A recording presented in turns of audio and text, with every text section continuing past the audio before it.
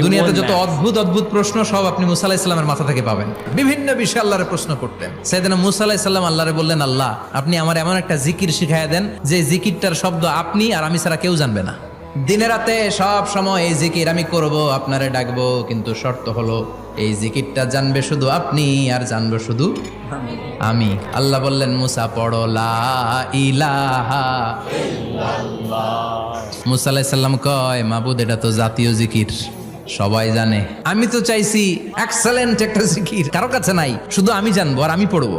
আল্লাহ বললেন, মুসা এই লা ইলাহাকে যদি এক পাল্লায় রেখে দাও, তাম বিশ্ব, সাত আকাশ, সাত জমিনটারে তুলে যদি তুমি আরেক পাল্লায় রেখে দাও, লা রাজাহাত কাফাতু লা ইলাহা ইল্লাল্লাহ, মুহূর্তের মধ্যে লা ইলাহার পাল্লা ভারী হয়ে যাবে।